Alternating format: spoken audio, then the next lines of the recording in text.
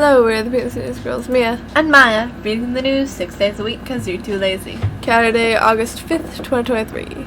Okay, got a long one today. Instead of catching these fellows by their long ears, dragging them to some ditch and looping a cord around their necks, so that the victorious enthusiasm of the nation should no longer offend their aesthetic sensibilities, a general press campaign was now allowed to go on against what was called unbecoming and undignified forms of Victoria celebration. No one seemed to have the faintest idea that when the public enthusiasm is once dampened, nothing can kindle it again when the necessity arises. Thank you, Adolf Hitler. Okay. Alright, on to the week column. Australian Intelligence Agency funding research to merge human brain cells with AI. Please don't. Please. Did you say we're on the quick column? Did you say we're on the okay, brain. Yeah. Australia's Office of National Intelligence, the equivalent of the U.S. Director of National Intelligence, is funding a project to study ways of merging human brain cells with artificial intelligence. A team of researchers collaborating with Melbourne-based startup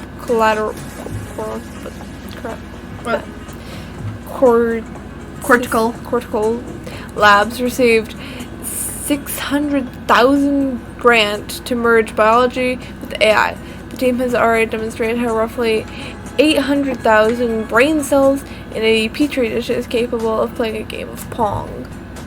In the West, allies are getting tired of the Ukrainian counteroffensive. Since the war began, what?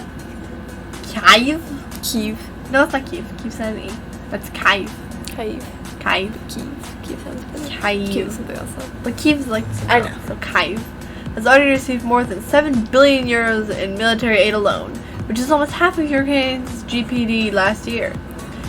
I said that right. GDP. No, I said GPD. Oh. A GDP. Okay. At the same time, Ukrainian President Volodymyr... What? Did they not spell Vladimir? Did they not spell Vladimir? That's not Vladimir! Okay, yeah, that's Volodymyr. Volodymyr.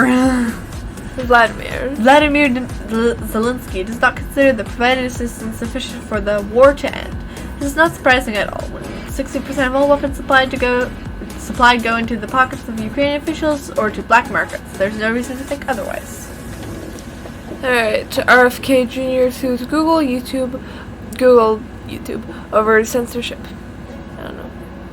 Kennedy, who's campaigning against President Joe Biden for the Democratic Party nomination, said in a 27-page complaint that the sites caved to pressure from the Biden administration and that his videos about COVID vaccines were being censored through overt and covert means. Under the circumstances, YouTube is a state actor and it violated Mr. Kennedy's First Amendment rights by engaging in viewpoint discrimination, reads the filing. This complaint concerns the freedom of speech and the extraordinary steps the United States government has taken under the leadership of Joe Biden to silence people it does not want Americans to hear. Yeah. Longshot 2024 hopeful Chris Christie goes to Ukraine, meets with Zelensky. Chris Christie, former Republican New Jersey governor and Republican presidential candidate, made a surprise stop in Ukraine on Friday, meeting with Ukrainian President. It's again not Vladimir. Is his name actually not Vladimir? I'm pretty sure it's Vladimir though. Is it Volodymyr? I looked it up one time and it Zelensky? Was Vladimir. Volodymyr Zelensky. Is it like somebody else? Nope, that's Vladimir. Huh. I'm very confused now. Interesting. That doesn't look like the same guy. It does look like the same guy though. I don't know, that doesn't look like the same guy to me. Plus he's got 2 wives. Oh, I don't know. But okay. So it's Volodymyr Zelensky.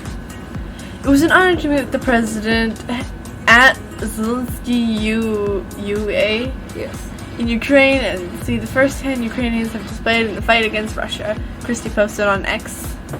It's Twitter now, by the way. Why kill the Twitter bird?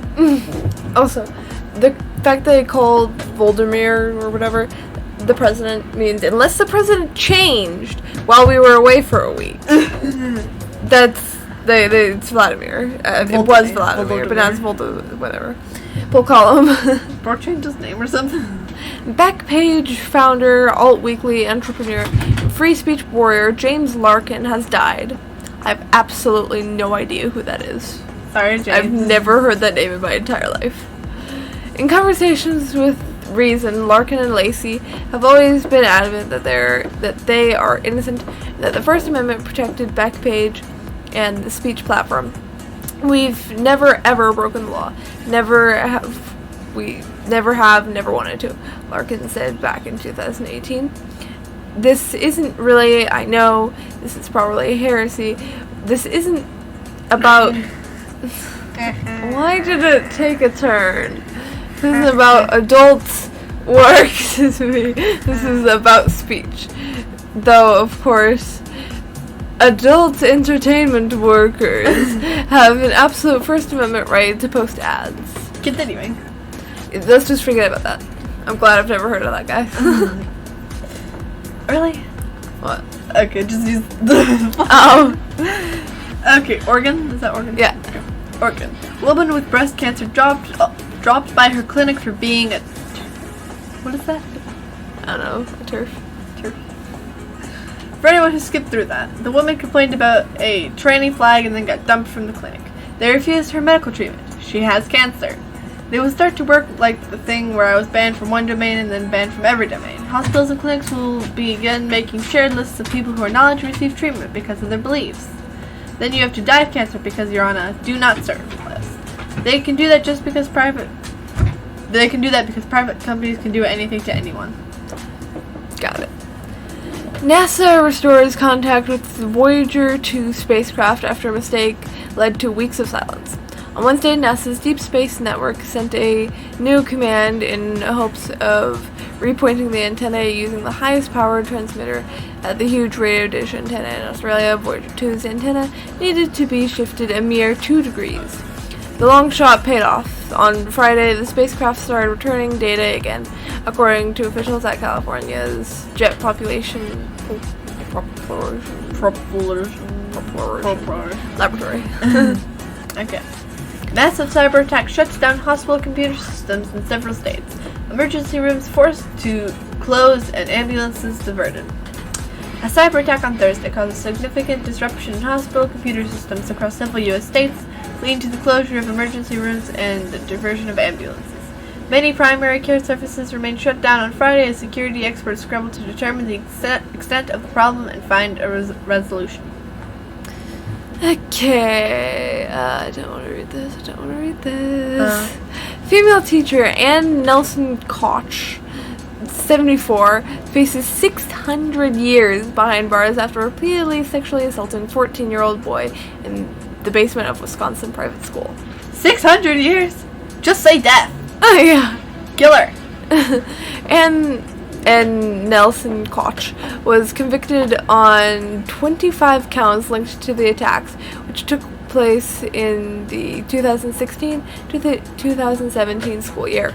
She would take the boy down the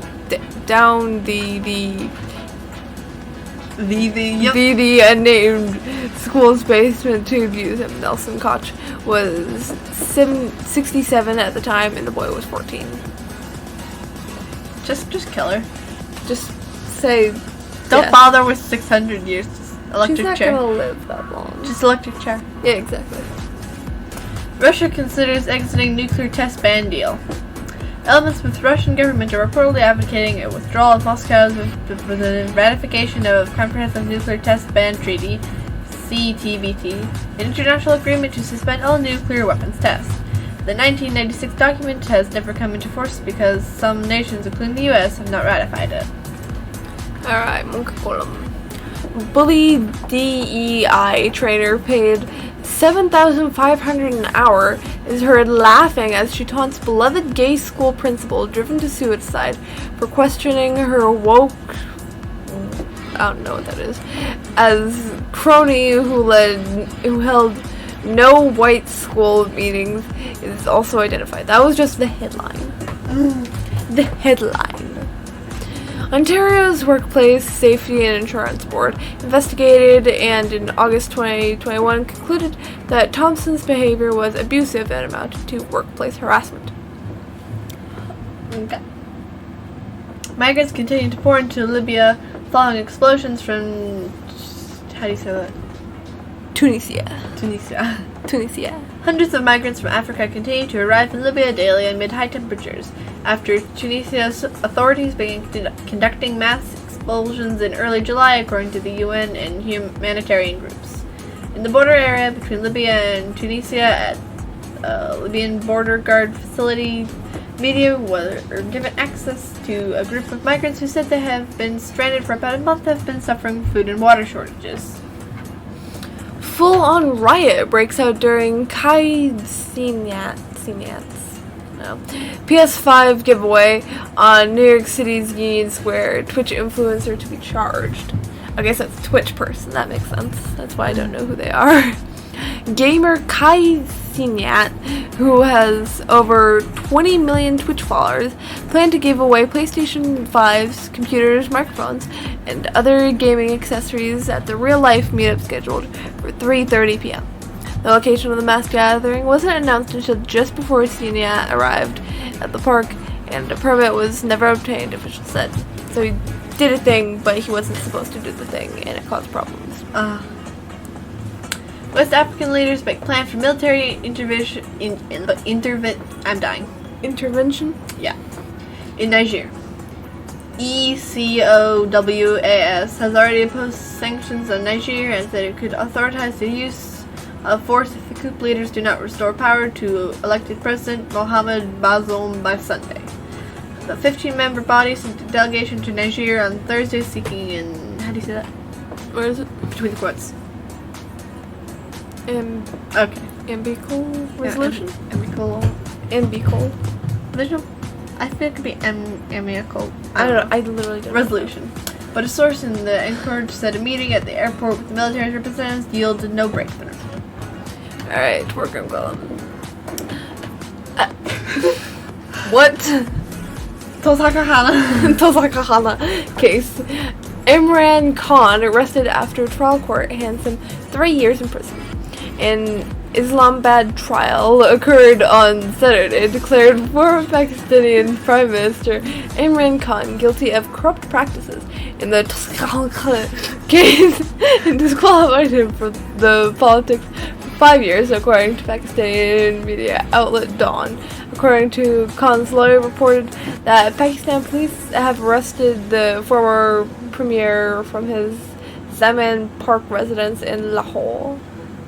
I don't know. Okay. India's Kashmir clampdown continues 4 years after that's the article, right? Okay. Yeah. 370. I don't know that word. 370. Abrogated. I don't know. Abrogated. Saturday marks 4 years of India scraping the special status of Indian administrative. I'm dying. Indian administrated Kashmir, New Delhi's most far-reaching move against the disputed region in 7 decades. I'm sick of the stories. I'm done reading it. Slow motion heist. Midwestern farmers accuse Chinese Communist Party of stealing valuable American seeds. Multiple Iowan farmers accused the Chinese Communist Party, CCP, on Thursday of arranging the theft of valuable genetically modified seeds in the U.S., according to Newsweek. Yeah. Last one. And I don't know how to say the first one. Daesh. Daesh? Okay. Daesh. That's what I'm assuming it is. Daesh confirms death of its leader. The Daesh terrorist group announced on Thursday the death of its little-known leader, Abu Hussein al-Qurashi, who, it said, was killed in clashes in northwestern Syria, and a successor, Al Jazeera, reports. Alright, that is all. Thank you for listening to Mia. And Maya. Read the full news from the homepage. Do all the good things. And come back Monday for more segregated news.